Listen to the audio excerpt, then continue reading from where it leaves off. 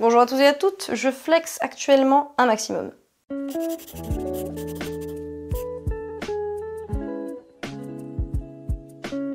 Je suis très heureuse de vous retrouver dans cette nouvelle vidéo qui ne se passe pas dans mon appartement puisque je squatte actuellement chez deux de mes meilleurs potes, Méline et Lou, à Strasbourg. Et oui, après la Corse, je squatte chez d'autres potes. Je vous ai dit, je suis un rat.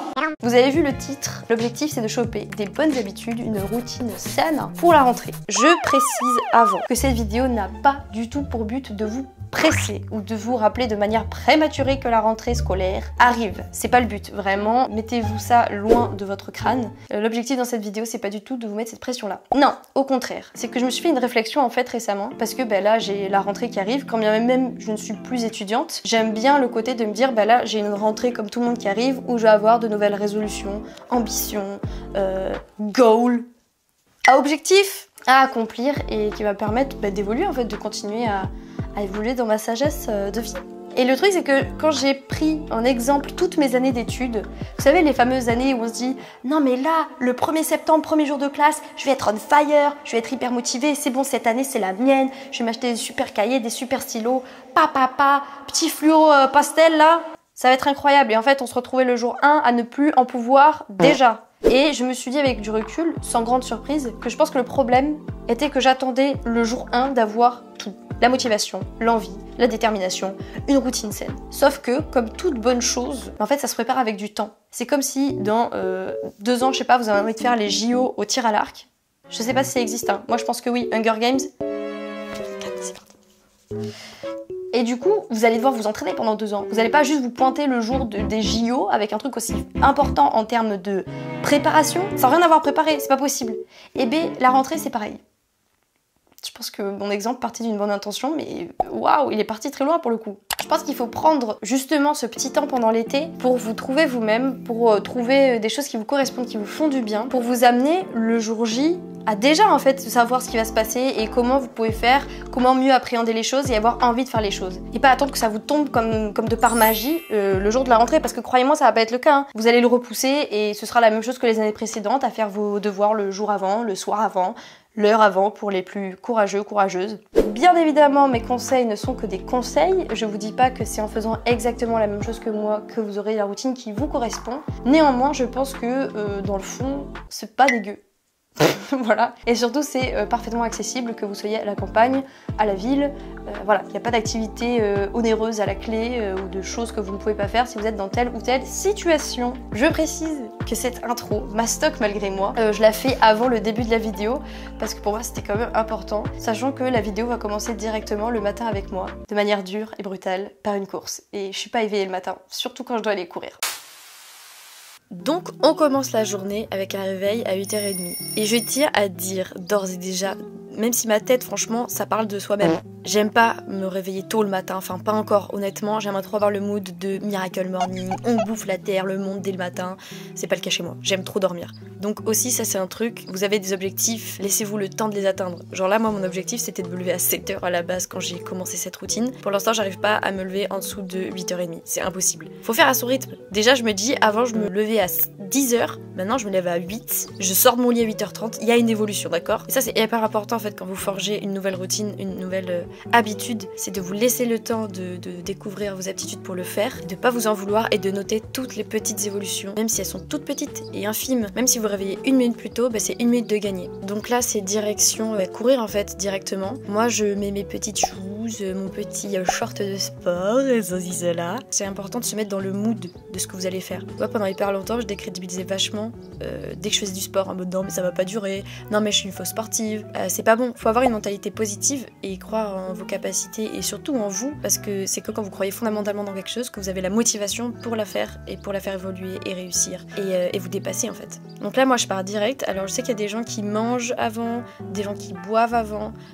Moi je bois juste un verre d'eau avant d'aller courir parce que sinon si je cours et que j'ai mangé avant, pas besoin de faire un dessin, c'est pas la fête. Alors le truc qui est très drôle c'est que je n'arrive pas trop à filmer en courant, genre vraiment j'arrive à faire un plan et mon but moi c'est vraiment de savourer ma course, donc les potes, voilà le seul plan, enfin les seuls rares plans que vous aurez de moi en train de courir, parce qu'après c'est vraiment le moment sacré où vous savez maintenant on est vachement perturbé, on a toujours le téléphone à portée de main quand on regarde un film, quand on lit un livre, quand on fait quoi que ce soit. Mais là la course j'essaie vraiment de le garder en juste la course et rien d'autre. Donc voilà. On se retrouve après la course actuellement au bout de moi-même. Ce que je fais, c'est qu'en général je marche sur les 100 derniers mètres, 150 derniers mètres qui me séparent de la maison pour retrouver mon souffle. Donc là c'est ce que je fais et j'ai pas les écouteurs, genre c'est vraiment le silence et mes petits pas pour calmer ma respiration et les battements de mon cœur.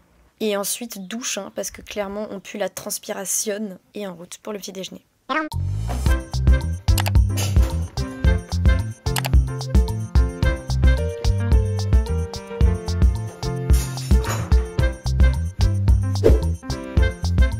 Donc comme vous l'avez vu, chaque matin je fais ma petite course de joggeuse. Je vous l'ai expliqué normalement en voix off parce que moi parler le matin, non.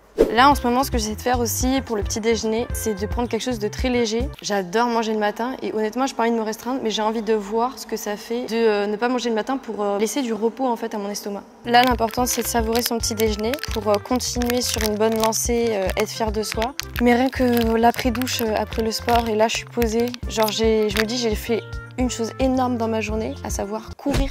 Et je l'ai fait dès le matin. Donc après, les choses paraissent moins insurmontables en fait dans votre routine.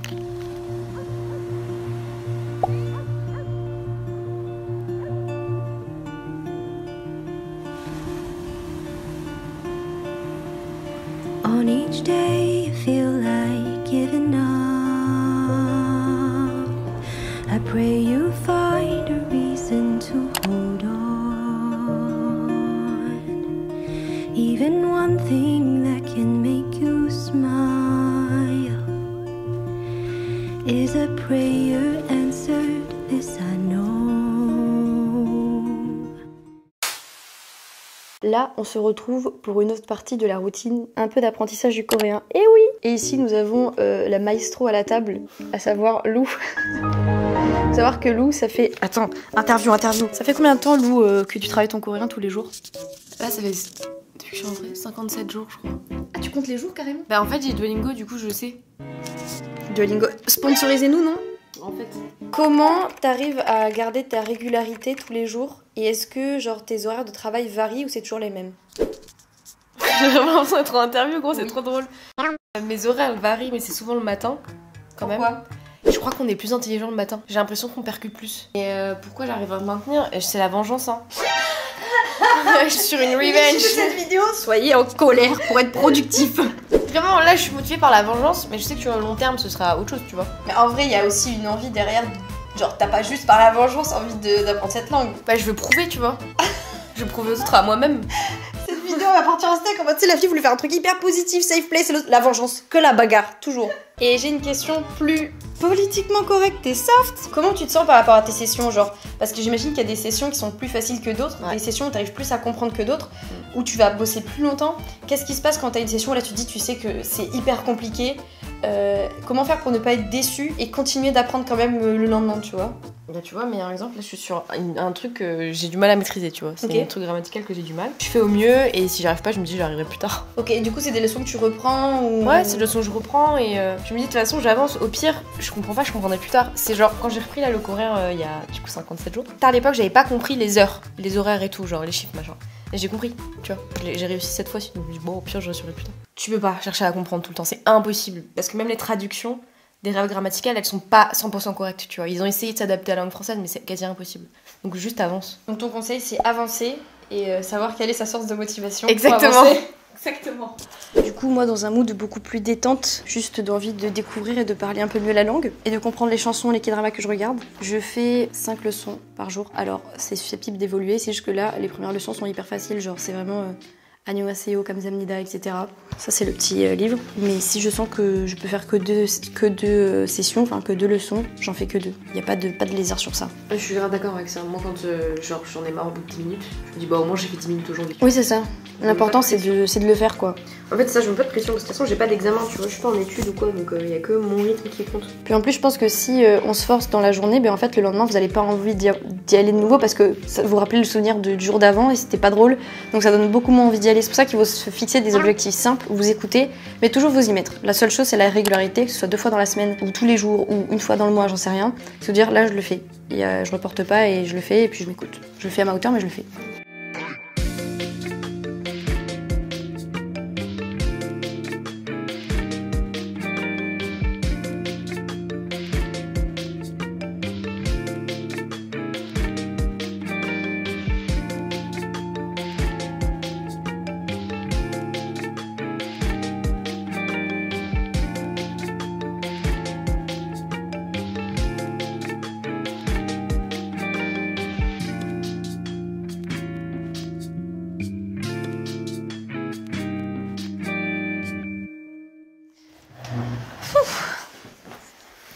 Ok, donc là, un autre truc que j'essaie de mettre en place tranquillement dans ma routine, alors là par contre c'est vraiment nouveau, donc c'est vraiment de l'expérimentation pure et dure, c'est de lire... Mais pas n'importe quel livre. De lire un livre qui me demande de la réflexion.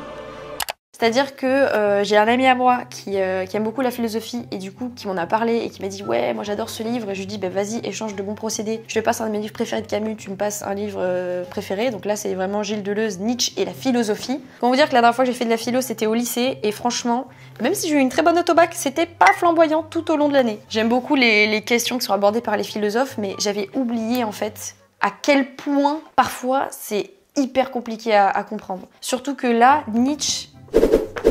Frérot, t'as peut-être des bonnes idées, hein, mais déjà il a fallu quelqu'un qui explique tes idées tellement c'est compliqué. Et même Deleuze qui explique la pensée de Nietzsche, c'est compliqué. Pour donner un exemple, je l'ai lu à haute voix avec Lou.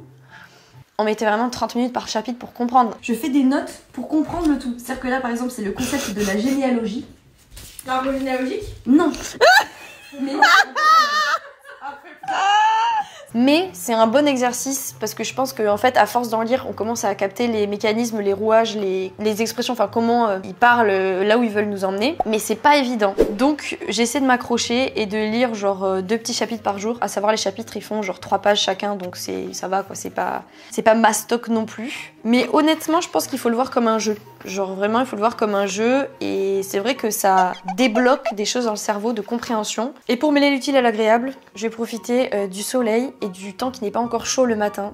Ça c'est bien aussi dans la routine en ce moment, c'est que j'essaie de tout faire le matin. Parce que déjà, quand vous avez fini toutes vos tâches le matin, je trouve que ça vous donne une vue sur votre journée où vous pouvez faire plein de choses. Parce que moi avant, comme je me levais vers 11h, voire midi, j'arrivais en fait à ma journée à 14h laver et j'avais déjeuné. Et je me disais, en fait ma journée elle est déjà finie quoi. Donc là c'est vraiment intéressant de se dire, il est, je pense, maximum 10h et j'ai vraiment pris mon temps. Et j'ai encore plein de choses à faire et plein de choses que j'ai envie de faire. Donc profitons d'aller dehors pour prendre un petit bain de soleil tant qu'il fait pas encore trop chaud et lire. 8 AM, I couldn't fall asleep again.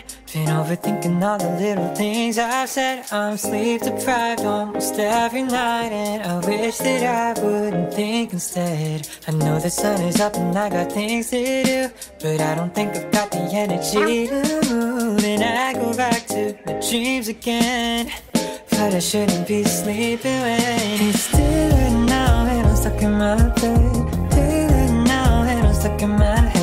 Cause I've been stressing out all on my own, and I should make my way out. My home is daylight now, gotta open my eyes. Daylight now, can't be wasting my time just... Alors attendez, je vais vous lire un passage là pour que vous captiez à quel point c'est un exercice. Enfin ça se trouve ça va pas l'être pour vous, hein, mais pour moi ça en est un. Là en fait Nietzsche on parle de la notion de tragique et de la place de la douleur dans l'existence et de comment on la résout. Et de faire en sorte en fait qu'on... Genre Nietzsche... Là faut que je me concentre hein. Je serais une professeure de philo horrible. Je dirais non mais toi en fait t'as compris quoi? Vas-y développe. Vas-y développe devant la classe entière. Merci. Mais juste pour vous lire une phrase pour vous montrer, parce que voilà quoi quand même. C'est pourquoi Dionysos se métamorphose lui-même en affirmation multiple, plus qu'il ne se résout dans l'être originel ou ne résorbe le multiple dans un fond primitif. Il affirme les douleurs de la croissance plus qu'il ne reproduit les souffrances de l'individuation. Il est le Dieu qui affirme la vie, et pour qui la vie a à être affirmée, mais non pas justifiée ni rachetée. Ce qui empêche toutefois ce...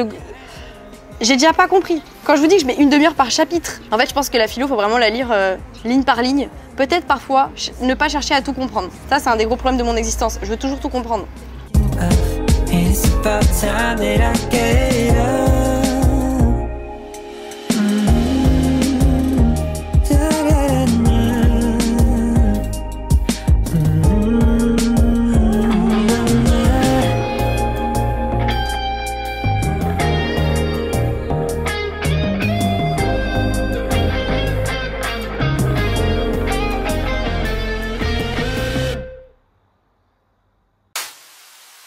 Je profite carrément en fait de cette vidéo pour faire une interview motivation parce que pourquoi pas illustrer en fait tous les tenants et aboutissants de cette vidéo en interrogeant des gens divers et variés. Nous avons eu Lou ce matin. Quant à l'apprentissage du coréen, nous avons tout de suite Mei. Alors Mei, ici les gens savent ou ne savent peut-être pas, mais tu es professionnelle de la laine et du crochet. Dis oui à cette affirmation. Oui. Elle a sa petite boutique qui sera en lien dans la description. Bientôt en restock d'ailleurs. Bientôt, bah non. Dans un mois, un truc comme Dans un ça, mois. je pense. Ouais. Quand tu t'es mise à la laine, comment t'as réussi à tenir une rigueur sachant que tu savais que t'allais devoir travailler, encore travailler pour réussir à avoir le niveau que t'as aujourd'hui? Comme on peut le voir d'ailleurs par cette petite peluche au fond. Parce que en gros, quand j'ai commencé à faire du crochet, je sais pas si je t'avais dit, mais j'étais chez ma grand-mère et je faisais des trucs qui étaient moches, genre qui partaient en triangle, enfin ça n'avait pas de gueule, forcément, tu vois. Puisque j'avais pas fait de crochet depuis environ genre 10 ans, j'avais plus l'habitude et en fait, il y avait mes tantes autour de la table et mes cousins qui se foutaient de ma gueule. Genre en mode c'est dégueulasse ce que tu fais, tu sais. Et en fait, juste, tu sais, le côté de grosse rageuse que je suis, D'ego. ouais, vraiment égo à 100%, hein. Égo à 100% qui m'a dit ah, vous vous foutez de ma gueule et je vais y arriver, tu vois. Et du coup, en fait, j'ai continué jusqu'à avoir des trucs qui avaient une gueule. Moi, en fait, je fonctionne un peu par période de passion, tu sais. Je suis très genre en mode, il y a un truc qui va me plaire, je vais faire ça en boucle tous les soirs jusqu'à ce que ça me saoule un peu, après je vais laisser du temps et je vais recommencer. Mais du coup, maintenant que t'as chopé cette routine, bon, qui est une passion plus qu'autre chose, est-ce que c'est pas aussi difficile quand t'as atteint un certain niveau, alors je dis pas que t'es la professionnelle du crochet, mais t'as quand même un bon niveau, de continuer de t'y plaire et de penser évoluer, et du coup de tous les jours continuer, chercher, innover? Est-ce que c'est pas compliqué au bout d'un moment? Non, parce que j'aime pas faire toujours la même chose. Genre, tu sais, il y a beaucoup d'artistes crochets qui font souvent les mêmes peluches, les mêmes vêtements et qui font ça en boucle. Donc en fait, c'est soit faut que je change tout le temps le patron, faut que je fasse d'autres animaux, faut que je fasse d'autres projets, soit faut que j'aille du coup dans la difficulté pour justement changer mes habitudes parce que je peux pas rester sur la même chose tout le temps. Et comment tu fais par rapport à la difficulté, quand même t'as des aptitudes, etc., enfin des facilités, quand tu te gourdes, de continuer de trouver la motivation et de pas te laisser, entre guillemets, abattre par la difficulté, de te dire là j'y arrive pas, mais je vais persévérer. Tu vois, genre comment tu trouves la force en toi? J'aime pas trop l'échec. Genre en mode, je peux m'avouer vaincue par des choses, tu vois, mais ça c'est des trucs où quand t'as des skills de base, tu peux passer au-dessus parce qu'il y a beaucoup de... Enfin, il y a internet maintenant, tu vois, c'est pas comme où t'avais 3 magazines qui te montraient comment faire. Là t'as beaucoup de moyens d'apprendre par toi-même, et moi je suis une autodidacte de base, tu vois, donc il y a... Enfin, pour moi, d'après moi, il y a rien que tu ne peux pas faire par toi-même, tu vois, genre t'as pas forcément besoin des autres pour pouvoir apprendre et master en fait un sujet, tu vois. Donc quand je sais pas, en fait, ça va justement genre me prendre le chou et je vais certainement m'énerver, mais je vais me dire en fait je peux le faire. Mais donc, tu lâches rien du coup? Ah non, je lâche rien, jamais. Et puis je sais pas, je pense que c'est vraiment des phases de ma vie où genre il y a... C'est pas qu'il y a rien qui va, c'est pas qu'il y a rien qui va trop bien non plus, mais c'est des phases de ta vie où tout est un peu plat, tu Neutre, vois. ouais. Ouais, tout est neutre. Et du coup, tu sais qu'il faut qu'il y ait un truc qui change, tu sais pas forcément quoi, et du coup, il faut essayer des choses, que ce soit une nouvelle passion, que ce soit d'un nouveau sport, que ce soit n'importe quoi, tu vois, mais, ouais, n'importe quoi, genre même que ce soit aller, je sais pas, marcher et visiter ton quartier, mais comme tu ne l'as jamais fait, tu vois, genre, c'est des trucs cons comme ça, mais qui te mettent, genre, une touche de nouveauté dans ta vie, en fait, et qui changent ton quotidien et du coup, ta routine. En fait, je pense que le maître mot de cette vidéo, c'est de... Pour changer un quotidien et pour choper un nouveau rythme qui vous plaît, soyez ouverts.